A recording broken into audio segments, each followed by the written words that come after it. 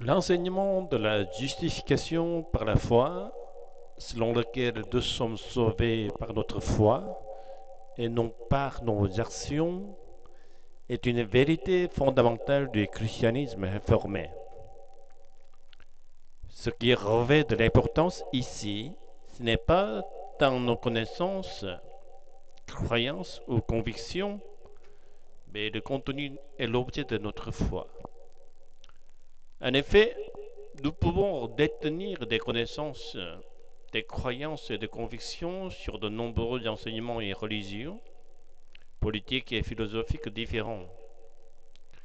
Cependant, nous croyons fermement que la vérité et le salut résident exclusivement en Jésus-Christ, ce qui signifie que ce qui compte n'est pas notre foi, nos croyances ou convictions à nous-mêmes, mais plutôt ce que le Christ, l'objet de notre foi, a accompli pour notre salut, c'est-à-dire le contenu de notre foi.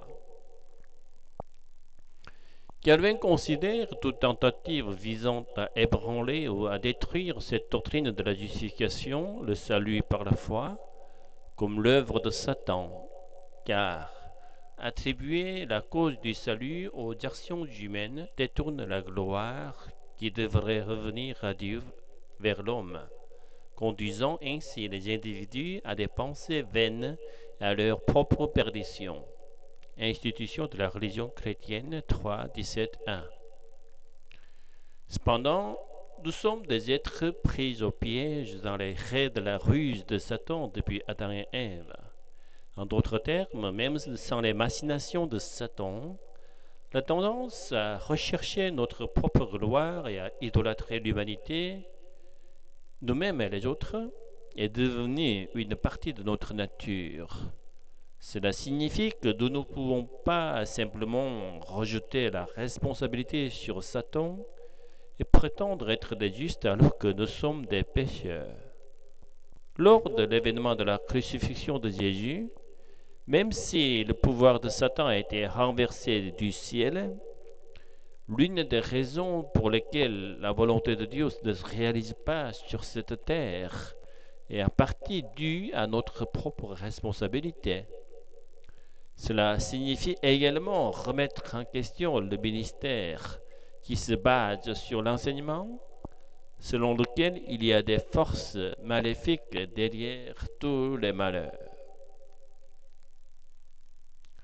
Devant le Seigneur, reconnaître nos péchés et admettre notre condition de pécheur diffère de recevoir une punition définitive par le système judiciaire terrestre.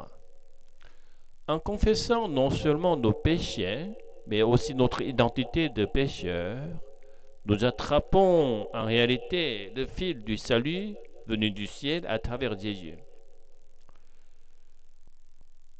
Les critiques envers l'enseignement de la justification par la foi, c'est-à-dire le salut par la seule foi, ne datent pas seulement de l'époque des réformateurs religieux, mais remontent même à l'époque de l'apôtre Paul. Ces détracteurs insistent sur leur compréhension selon laquelle si les actions n'ont aucun lien avec le salut, alors elles ne devraient pas être encouragées ou accomplies. Mais c'est une aberration totale basée sur une interprétation littérale et primaire. Dans l'histoire, l'Église a souvent enseigné aux saints d'associer les bonnes actions à la promotion efficace du salut, déformant ainsi l'enseignement biblique au nom de l'efficacité de l'enseignement chrétien.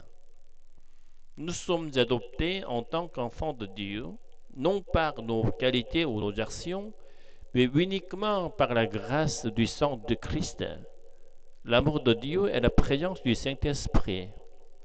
Nous exprimons notre reconnaissance pour cette grâce et partageons cette grâce par des actes joyeux. Il est bien connu que pratiquer la bienveillance sans attendre de récompense est une tâche difficile pour chacun de nous. Pourtant, enseigner dans l'Église en insufflant des attentes de récompense pour encourager les bonnes actions déforme la vérité. Confessons l'impossibilité d'accomplir de bonnes œuvres dans la joie et sans attente de récompense, à moins d'entrer dans l'état de plénitude de l'Esprit Saint, dans lequel nous sommes pleinement restaurés à l'image de Dieu. Et soyons reconnaissants pour la grâce de l'Esprit Saint, au nom du Seigneur. Amen. Nos certitudes, notre gloire, notre ancrage pour le salut ne se limitent pas à la seule connaissance de Jésus-Christ, le Fils de Dieu, mais réside dans le fait que par son sang, Jésus-Christ a pardonné nos péchés et qu'il a envoyé son Esprit pour nous unir à lui. Après avoir été unis au Christ, gardons-nous de l'illusion que nous sommes devenus honorables. Nous restons des pécheurs vulnérables, totalement dépendants de l'amour de Dieu et de la grâce de Jésus. C'est la miséricorde de Dieu qui nous soutient et nous unit au Christ. Alléluia.